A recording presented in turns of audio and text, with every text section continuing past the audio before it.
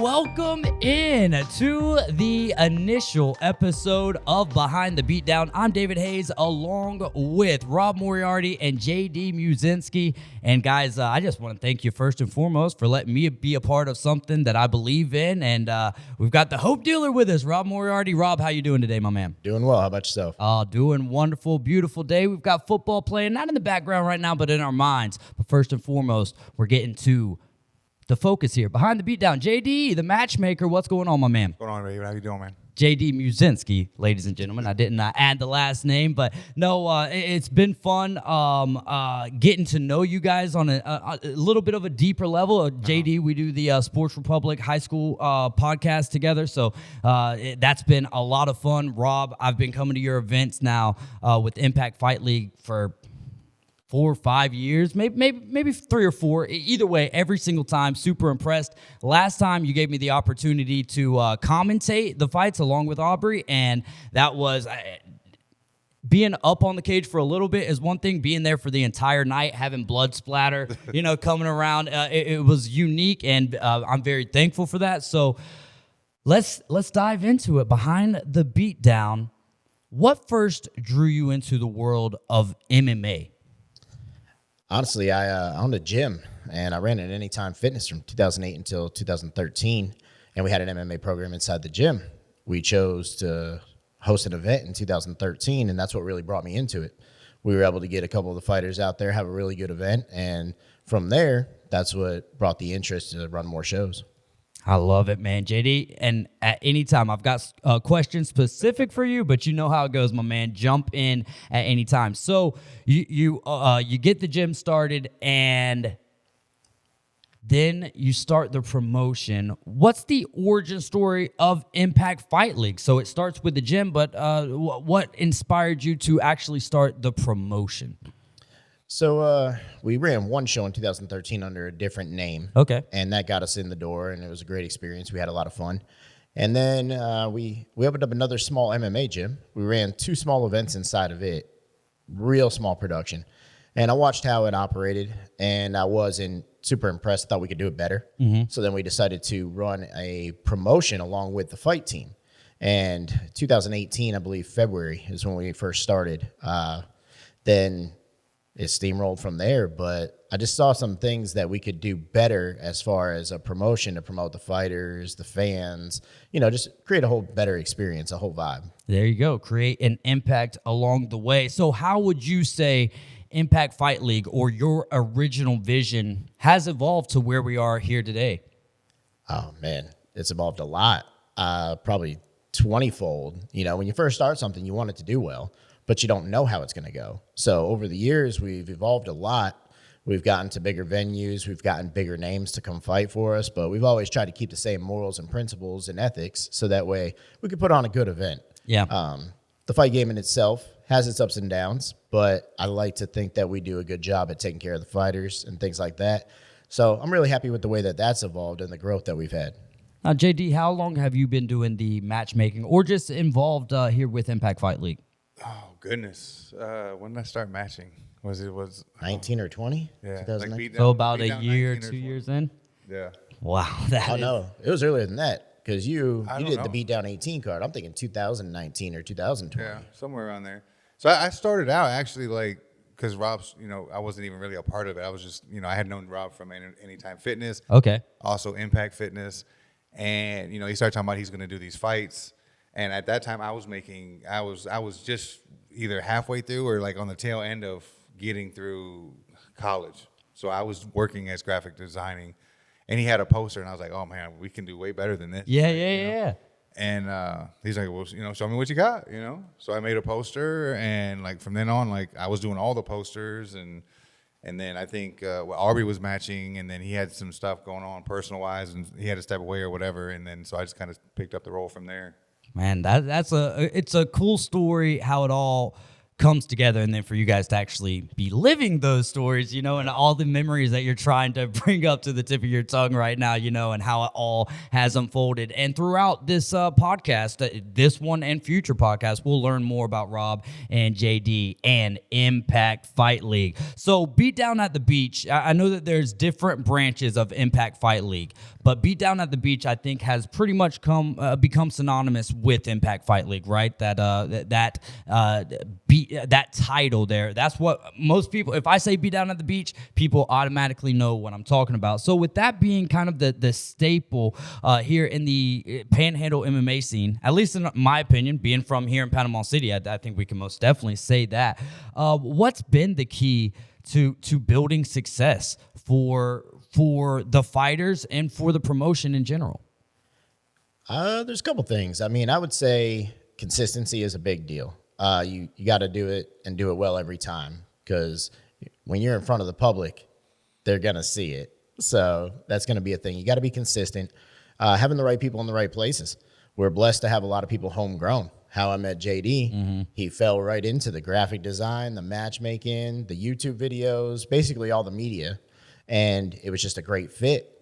Then we had Aubrey announcing for a little while, and he was doing a good job at that. But then Tim came in, and he kind of brought that to a new level there. All homegrown. A lot of what we have has been homegrown. We didn't outsource it to another promotion that was already existing and bring people in. Marketing with the different companies that we've owned in the area has helped a lot. So, everything's built from within, and that makes it work well, in my opinion, because you've got a lot of the same people in the same places and just doing things consistently. Well, and the blood, sweat, and tears that are put in from the entire promotion, but you at the top, you get to see it, quite more or more with more definition than maybe some of the others, being more, attached maybe in the financial sense. But the blood, sweat, and tears behind the scenes kind of go into that, like what all has the thankless hours that you put in, because yes, it is about the promotion, but at the end of the day, it takes so many people, the performing, the people who are putting on performances, the Star Spangled Banner, so many moving parts. Talk about, and everyone always wants to talk about the end result, what they see on Saturday night. But talk a little bit about what goes into, and JD, feel free to speak in on this, chime in on this as well, but the blood, sweat, and tears that go into putting on a major event like this. I mean, there's a whole lot we could talk about into that, but I'll give you the shorter version. All right. My question's going to be longer than the answer. I was just rambling. In summary, I'm going to say there's about 120 moving parts that go into each event. Yeah. And that could be from staffing to athletic commissions to refs, judges, all the staff involved, matchmaking, and, something is going to go wrong. If everything goes perfect, they're lying to you, because that's not going to happen, especially with the amateur game, because, fighters can pull out, they can get hurt, they can miss weight. There's a lot of things that can happen just on the matchmaking side alone, and that's a big revolving door, and JD does a great job at that of filling in the blanks, adjusting on the fly, and getting things done in those 8 weeks prior. A typical time frame to get one of these things together is going to be about 8 weeks worth of work to do it properly, from marketing to matching to getting the staff in place. Now, we are blessed to have a lot of the same staff event to event, which makes it a little bit easier. But then there's the variables. The variables could be the fighters, could be the venues, could be the marketing and the sales and things like that. So there's just a whole lot that goes into it, and it's a lot of moving parts. It is a lot of blood, sweat, and tears. Literally, I used to say the 8 weeks leading into the fights are our fight. Yeah. To get the fighters to fight. So that is our fight to get there. It's funny because I'm going into a whole nother lane, but I think that's what my ADD brain likes to do. Drew Brees, one time there was, I forget the commentator's name. Anyways, he was having dinner with Sean Payton. They go back to the Saints facility, only one light on in the building, and it's Drew Brees at 10:15 on a Friday night studying game field. And he says at the end, the guy thanked him, and he was like, this is my time right here. If I don't prepare to win, if I'm not spending I need to deserve to earn the win. And so that kind of makes me think of that, like the 8 weeks that are leading up to a card of fights. You guys are fighting to put that show on. JD, social media has, I'm sure throughout your graphic designing career has changed so much. But what about specifically here with Impact Fight League? And Rob, feel free to jump in on this as well. What has changed with the growth and just the changes within social media from the marketing side and matchmaking? Well, it's a lot easier to reach fighters now. There's a lot of groups out there. or not group, Facebook groups and stuff like that you can reach people with. It's a lot easier than having to, keep all these people's phone numbers or, having the different contact. It's at a drop of a dime. Rob makes a lot of different group chats that can be either for specific events, or specific teams, So it just makes it a lot easier just to streamline it. And then when things do go wrong, you have to find fillers.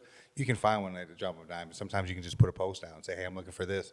And the right person will see it right away. And they're like, boom, it gets filled pretty easy. So, it helps out a lot. So how do we approach matchmaking? What are the key elements to creating a fight that is compelling for the viewers? Because a lot of people, I would say, that are walking into the doors at Edgewater or wherever the promotion may be held, are kind of like myself in the sense of casual fans, like meaning we're not going to know what style the fighters are and stuff. So that's your guys' job, right? To kind of create that compelling match on the card. What's the approach for you guys? Is it local stars? Is it bringing in veterans, or are we focusing on just evenly matched matches? You want to start off? Yeah, I'll start off with that one. It's a loaded question. I'm sorry, because there's aspects to both of them. Yeah. Right? Because in the very beginning, and still now, but on the very beginning, my main focus is I want the most evenly matched fight I can get, right? Because if I send someone out there and it's done in 5 seconds, yes, that's cool. And you'll get those viral moments. We've made ESPN before. Right. We've done that stuff before. And that's fun. But what really makes the best fights are ones that are evenly matched and they're wars and they go back and forth. Mm-hmm. And people really grow and they learn from that. And they do things in those fights that maybe they didn't know they could do. Right. Or make it through things like that. Now, on the flip side of that is, I was always like, I want the best fighters. If this guy's coming from New York and this one's coming from California and it's the best fight, you know what I mean? Yeah. That's what I want.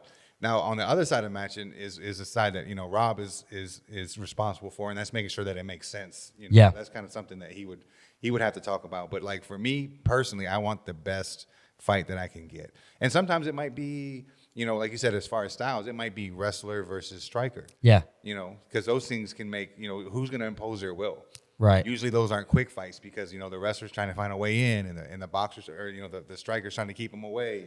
And, you got to go through the motions of the fight. And usually those end up being some of the better ones. But, of course, on the other side, you got to make sure they make sense. And how do you make sure that they make sense, Rob?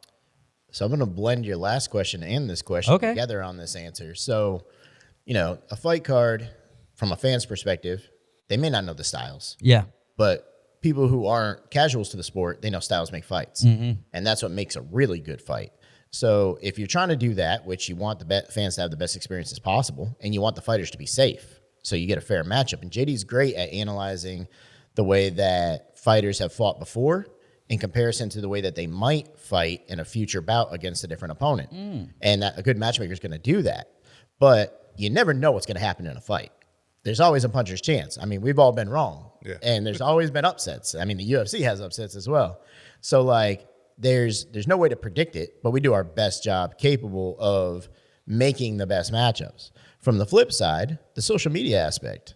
Think about that, too. So, if you're trying to run a show and make sure that it makes sense financially to be able to keep running shows, you're going to have some ticket sellers on there. You're going to have some top-level athletes. You're going to have some all-out wars that make the fans happy. So I think there's a blend that goes into it. First things first, you want to get your main events out there. You want that draw. And then you get your ticket sellers and your good fights, and then you fill it in. And you have teams that are on the up and coming. You have teams that present themselves well. So, somebody could be viral on social media and have a huge following and not be the best fighter. But you never know. They could get on a card because of that following. And that's not just our cards. That's any card at any promotion. Right. So, that's a factor in it. And social media does play a factor in that now. Look at the UFC. They look for people who have big social media followings as well. So there's a lot of factors that go into it. But you want a blended card, in my opinion. So, you're going to open it up with your debuts. Sometimes the debuts are the best fights. That's why you got to get to these shows early, guys, because some of the first few fights you're like, okay, here we go. And, you lead into it, and then you get your mid-level guys with average records and such like that, or could be up-and-coming guys that want to be the main event. Mm-hmm. And then, of course, your belt matches and things like that are the most experienced fighters are typically towards the end. So you got a blend there. But JD does a great job at making sure styles go well with each other. I love that, man. How often do you guys butt heads on? Every It's time. behind the beatdown. So Every how time. often do you, every time? Is it the entire card? Let's say normally I would say there's anywhere from 15 to 20 fights. Yeah, So- that's good. Yeah, that's the So give me a number there about how many of those do y'all are, an that individual y'all fight? and let's Really? not say disagree or butt heads. Let's say y'all have to compromise on to make it sound a little bit more fun. I mean, I wouldn't say it's on like specific fights. You know, you couldn't. I wouldn't Is it say- the order of the fights or? No, not really. 'Cause No? we're usually pretty much know. In what's going agreeance on there, yeah. Our biggest thing, and it's gotten a lot better here recently because I've kind of like seen some other sides of it that because I fought, so I kind of looked at it as if I looked at it from like a fighter's perspective. Right. You know what I mean? So I kind of felt like that it was the best fight no matter what, and it didn't matter, if whatever it took to get it done. Yeah. And then you have to realize that there's other sides of it that if it doesn't make sense, it's kind of like you're just really hurting yourself when you're helping yourself having it on there. So most of our butt heads is not really on individual matches. As a matter of fact, a lot of times like he'll say, "What about this and this?" And I'm like, "Oh yeah, like I didn't even think about that." Or like I'm like, "That's a great matchup." Or he'll be like, "Hey, what if you put this guy with this guy?" And I was like, "Actually, I just did that." Yeah. So there's most of the time, as far as like matching wise, like what we think. Usually, we're on pretty much on par, especially with obviously with the main events and stuff like that. Sometimes you can have a couple different options, but usually it's pretty much set in stone. But our most problems that we had as far as button heads was just like me wanting to bring in like 20 people from California because it's like the top 5 guys. So it's more logistical, and it's like, all right, you're dreaming, I love it, but He's like, man, we can't fly in 10 people from Vegas, bro. Like we just can't do that. I'm like, but they want to fight here. And he's like, I want them to fight here too, but maybe one at a time. I'm yeah, there you go. Okay, that makes a lot of It's a sense. catch-22 because being a successful promotion brings in people like that. So that's what you want in Right. the growth phase. You want to be able to bring in the best fighters from the best areas and make the best matchups possible. Realistically, you got to do it in scale. So you scale it up to that point, and you grow accordingly. And the beauty of it is that we have a big fighter pool that want to work with us, and that's where that consistency comes in from earlier. We've been so consistent for so long that we've grown that fighter pool, and JD's done such a great job at communicating with good coaches and things like that, and being able to bring those people back. They want to come back. Yeah. They have a good experience. They want to come back. Now you've got more gyms to pull from. So it's a great thing. That answer was phenomenal because it's going to roll me right into the next question. So a perfect segue there. But my 2 takeaways there is my time here spent with Impact family in general. Teamwork makes the dream work is something that I've picked up on rather quickly. And then also perception is key, guys. That's one thing I'm learning from here is that sometimes if we could just take ourselves out of our own viewpoints and see it from someone else's angle for just a second, it's like, oh, okay, makes sense. Let's move on. Let's get the job done. The segue was perfect because I was going to ask you guys, how do y'all, as a promotion, view your role in the life of a fighter's career path? Is that goal to be a stepping stone? How do you guys view Impact Fight League, Impact MMA in a fighter's career? Because the reason why I asked that question is I've heard from numerous fighters, I've heard from you guys, from coaches, just the difference when a fighter comes to fight at Impact Fight League versus another promotion that I don't have a name for. So there's 2 sides of it. Do you want to take your side first or my side first? Because there's definitely 2 different. That's why y'all are both on the podcast, baby. Let's go. Because there really is 2 different. Yeah. I know. I love it. As far as my side of it, again, kind of touching on like what I go into for matching is I need to match a specific person with an opponent that is going to make them better. Yeah. Whether they win or lose, because especially most of the time, we do pro shows, but most of the time, I'm matching amateur fighters, and it's not really about whether they can win, whether they win the fight or whether they lose the fight. It's about whether or not they're going to learn something from that fight that's going to progress them. Because if I send someone out there and they get starched in 20 seconds, or they get beat up really bad, there's a high probability that they may not want to come back. Yeah. To the sport, period, not just our promotion, but to the sport. You get a bunch of that happening, now you're losing fighters in general overall, and then the sport content. Obviously that's far out, but you could hurt the sport. Yeah. So my job is to make sure that they're going to learn something and they're going to progress. Whether they win or lose, it doesn't matter, but that they're going to be someone better in the sport down the line. Now, the other side, that he deals with is more like the promotion as far as like their brand and getting them out there. So it's kind of like what I was thinking. So on that side, getting them out there, social media plays a big factor in that.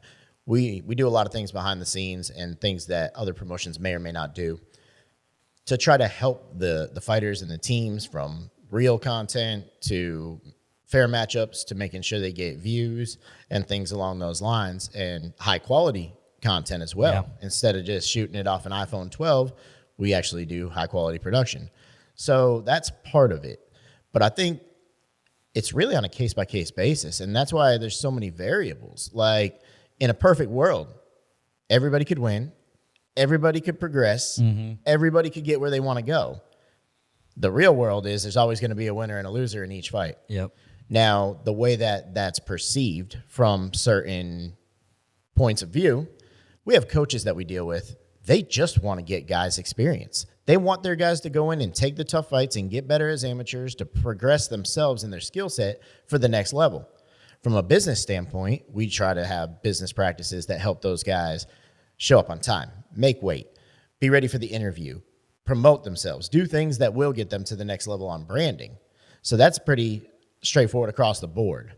Other coaches, they're going to be picky on the matchups that they get. So I think you almost got to take care of it on a case-by-case basis and know who you're dealing with, because everybody has a different agenda.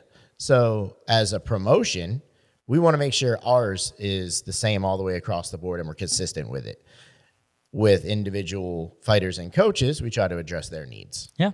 So there you go. That's a great answer. What would you guys say are the biggest challenges for, let's say, a promotion, and then for from the promotion perspective, and then also from the matchmaking perspective, and feel free to answer however you guys want to, but what would you say are the biggest challenges of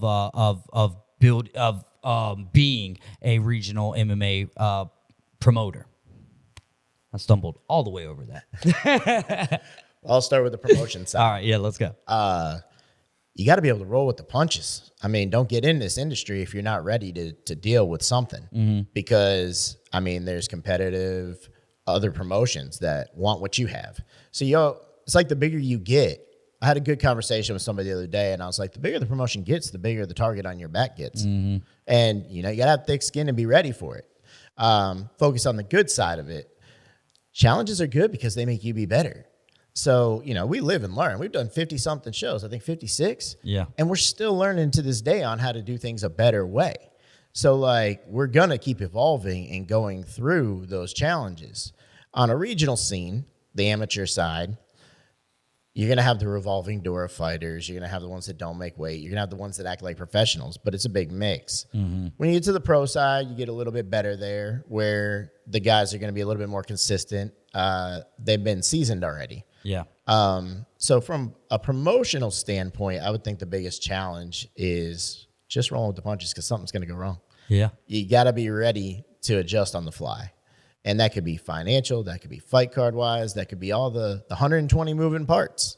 So being able to adjust on the fly and find answers to problems would be what anybody who wants to start a promotion, be ready for that. Solutions oriented. JD, what about from your side? I mean, it's really the same principles, just on a different spectrum. It's finding solutions when fighters get injured. I mean, this is a physical sport, right? So a lot of times people get injured, or things will come up and they'll have to back out. I mean, I've had to find replacements for a high level fight within one day. Sometimes we've been able to do it. Sometimes you can't make it happen. It's just too short of a notice.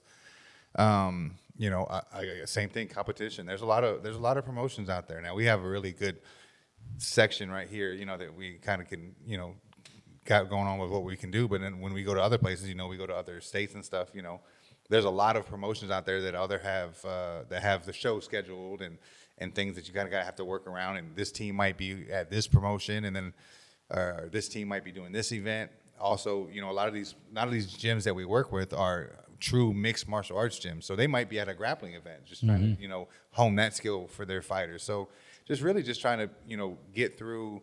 At this point, I kind of know, what I'm doing as far as like who I want to match, where I want to match them, and who against who. It's more so about just having the logistics and the ability to be able to get around all the unavailable times or the things when things come up with, such as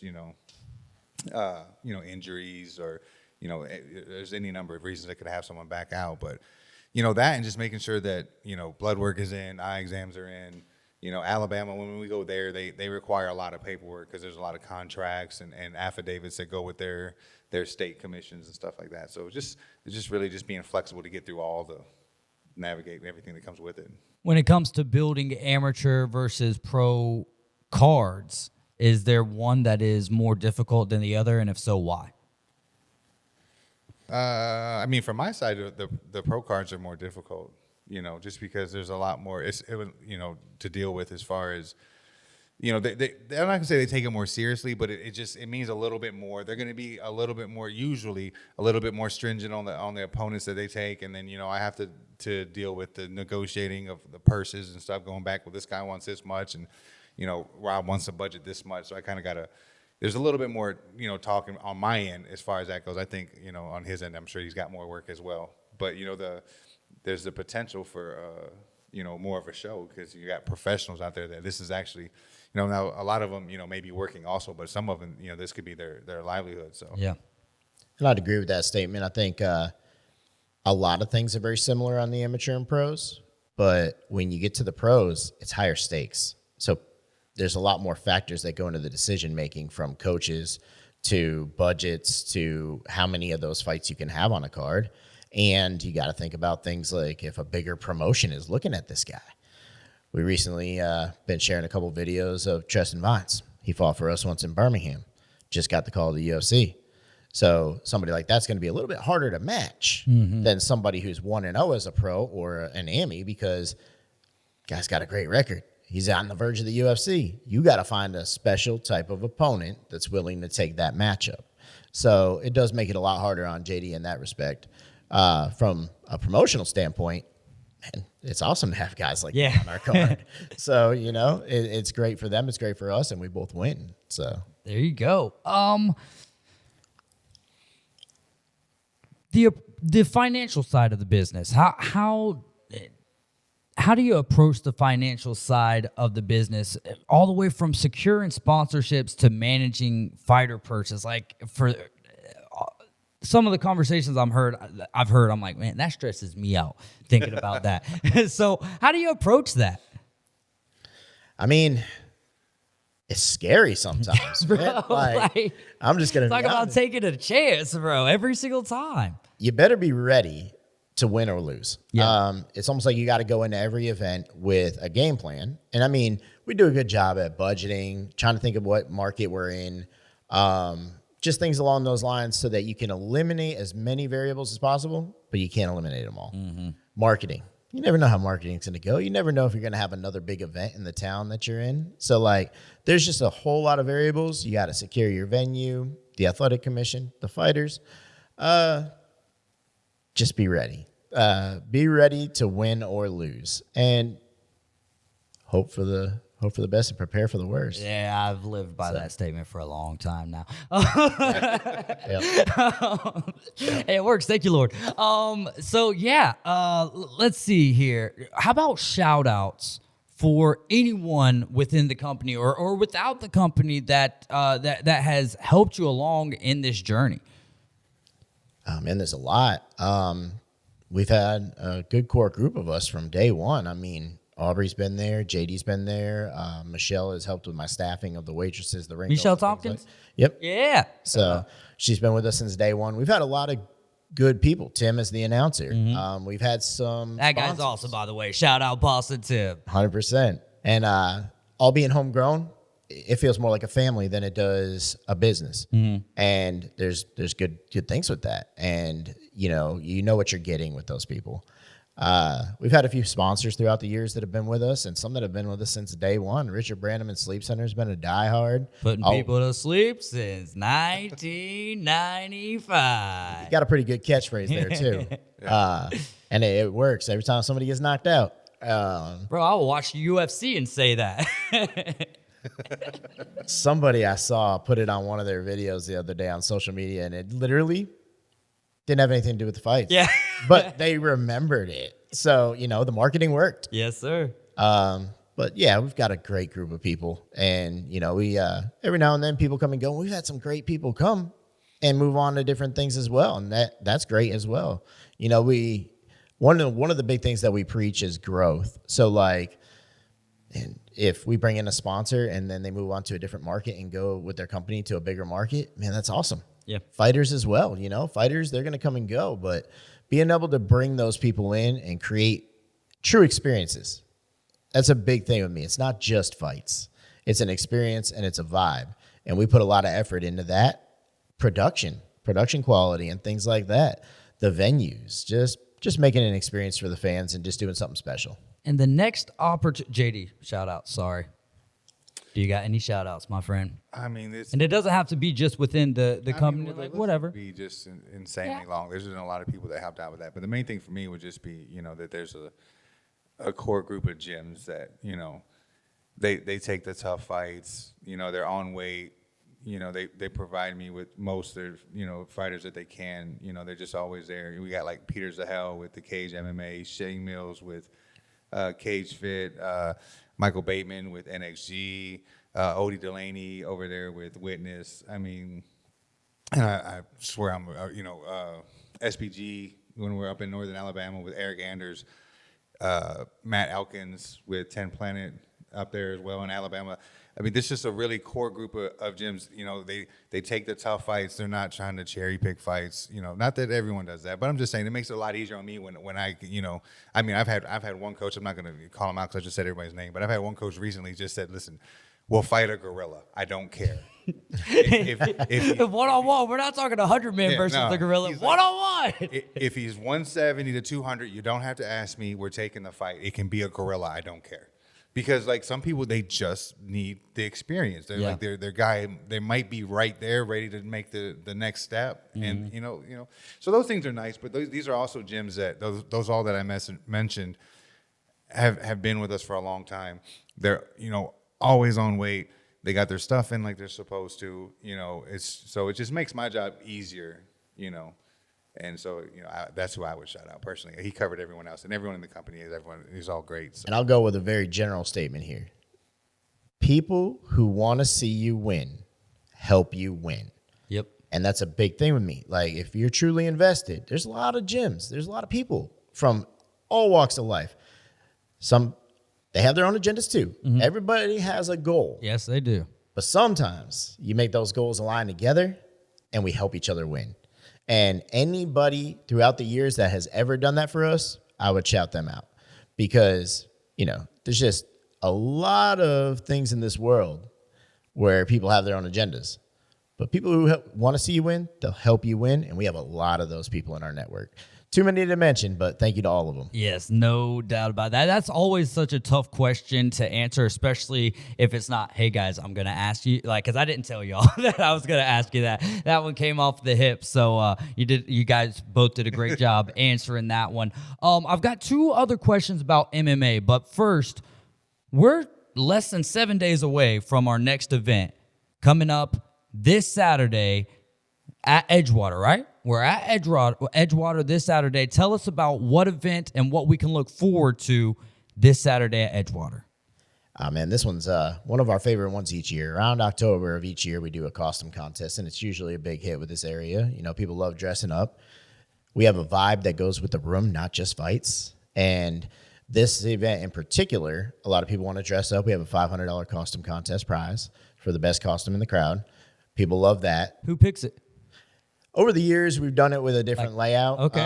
One year, I stepped in and picked it just because I love the costume so much. Yeah. There was a girl that came as Ricky Bobby. Okay. Shake and bake. In character.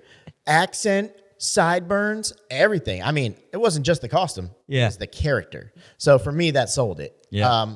Different years, we had a couple people pick the winner. And I think this year, what I want to do is I want to have Michelle bring in like maybe the top 5 or something like that and maybe let the fans decide. I like that. That would be a pretty cool one too. So yeah, this event has that vibe with the costume contest. We're bringing in a comedian for a short set as well. Panama City Comedy Tour has done a great job in expanding the comedy around this area. Is that Jason Hedden? It is, yes. So I worked directly with him, and he booked us some talent to come in and do like a 20, 30-minute set. So that way we can highlight that company as well. part of the growth thing that we love to preach Yeah, around here. absolutely. And, just the fight card's going to be amazing. I think we got 16 on it. Yeah, 16. So we got a great fight card, costumes, and comedy at a beautiful venue, Edgewater Beach Resort. I love it, man. Costumes, comedy, and a cage fight. Let's go. This is going to be a fun Saturday evening. And I don't know. Guys, it's been a long time since I wore. There's no way JD's getting in a costume, is he? No. No. Over the years, I think I've only dressed up for 1 out of the 4 or 5 costume contests. Yeah. And it's just not my thing, but I might do it this time. We'll see. I'm thinking about it. If I can throw something together, but then if I get in something, JD's got to get in something. I don't think that's no, not No, it's possible. not gonna, We'll see. I can't come as a matchmaker though, Hey, there you go, man. To get or you a some graphic matches. designer. I could do that. Fits easy. There you go. All right, so y'all make sure to get out there to Edgewater this Saturday. Which number is this? Is this 37? 37. Yeah, Beatdown at the beach. Beatdown 37. Now we Beatdown. have 56 or 57 shows. Okay. But this is the Beatdown series. It's 37. All right. So, and you guys definitely you want to get there for the fights. But again, I mean, it's a perfect time for a date night, right? You get comedy, you get to wear costumes, you get to hang out with a bunch of awesome people, and you get to witness some great fights along the way. So doors open at... Doors at 5, fights at 5. 6:30. Okay. We're going to have Edgewater is going to be I think 2 or 3 kegs worth of free beer to the VIP section between like 6 and 8. So if you get there early, you're going to get some free beer in the VIP as well. So that's a nice bonus for certain people in the crowd. And it's going to be a fun night. There you go, man. Don't want to miss it. Couple of other questions pertaining to the sport of MMA real quick. Where do you guys see the sport of MMA heading, particularly at the regional level? You want to start on that one or you want me to go? No, you can take that one. Go for it. So the sport of MMA as a whole is growing. It's very polarizing. A lot of people relate to fighters. And, you've got like the behind the tape. You've got all these different things that are not just the fights. Like we're going to interview some fighters here shortly, and we're going to hear their stories. So I think there's just a lot of things that draw people to the sport. The UFC and these major promotions do a great job at promoting people. How many pay-per-views do they sell? It's insane watching how much the sport has grown. Now, on a regional level, I feel like it goes up and down a lot. A lot of times people start promotions and they don't know what they're getting into. And you'll see, like, if you go to Sunbiz in Florida, a whole lot of promotions start around tax time. And the promotions that have been around for a long time, we joke about this. Like, you got your tax return, you started a promotion, but you weren't ready to really put the work in to make it what it needs to be. So I think it's a little bit of a revolving door, but the regional scene has really exploded too, because the more people that are drawn to the sport, the more people want to compete. The more people that want to compete, more athletes we have, better chances that you got somebody that makes it. So, and then you see somebody make it to the UFC and people are drawn to that. So the regional scene, I think, is a revolving door, but it's still growing. How about the the power slap and stuff like that? Is that something that you guys would ever be interested in getting into? I mean, I'm assuming that people are considering that a mixed martial art now. I know that it's getting pretty popular. It's hard for me to watch just the slow motion slaps. I'm not gonna lie to you, but what do you guys think about it? I'll never say never. Okay. But the odds are probably not. Yeah. The way that our clientele and our business structure is set up is kind of around the experience. And most of our events are in resorts or larger venues and things like that. So we kind of go that route with the business plan. But I'm not saying we'd never do. We brought in musicians as intermissions. Yeah. We brought a comedian is coming in for this upcoming one. We've had one of the locally known legends of breakdancing, Miles, come in and do breakdancing in the cage. That, yeah. So I'm not opposed to growing anything or highlighting something within the other shows. I don't know that per se I'd do a slap contest solo. I've seen people It'd do be arm interesting. wrestling contests inside the cage. Oh, yeah? For intermissions. Some promotions have done that. So, I'm not opposed to helping people grow what they're doing. But I don't know that we would do a standalone event like that. I think outside of interviewing someone, the only way I would get in the cage would be an arm wrestle. I would still take the loss, but I'm saying, like, I have mad respect for the people who have the courage to get in there and exchange blows with someone else. I got JD? mad respect for anyone that allows someone to slap them. Oh my gosh. I don't Yeah, know. I guess. No, that's not me. I was talking more or less about the actual fighters and not the slapsters. I saw that. I forgot where. I think I just saw like one of those posts again earlier today. I said, might as well, since we're doing the podcast today, might as well ask Rob. We got a pretty cool behind the scenes story about one of those. Yeah. So during COVID, Florida stayed open. Ron DeSantis did a great job at freedom here, and we're not going to talk politics, but in our freedom, and we felt it. Exactly. And we felt it in the MMA community as well, because it allowed us to keep some events going. And we drew a lot of fighters from a lot of states that were shut down. And JD found a club from New York that came down, and they came in and they went against some Las Vegas guys. And I mean, they were amazing fights. And this one guy, Dwayne Crespo, came down, and then he went into the slap league, and he actually did really well and got a pretty good name about himself from that, and then went into dirty boxing and fought Yoel Romero. Okay. So, small world. We brought this guy down for MMA during COVID. Then somewhere along the lines, he switched over to the slap league and did pretty well for himself. Hey, I mean, it is a mixed martial art, right? You do got to throw some slaps every now and again. It's another avenue for them to be seen. Yeah. Regardless. Heck yeah. So. There you go. How do you guys want Impact Fight League to be remembered? I have here, my question originally would be in the history of MMA, but I want to ask it differently. How would you guys like Impact Fight League to be remembered here in our Northwest Florida and wherever else you guys hold shows, but just in your community, and community defined by wherever it is that your feet are? For me, a lot of people, they seek accolades and they seek acknowledgement in those things.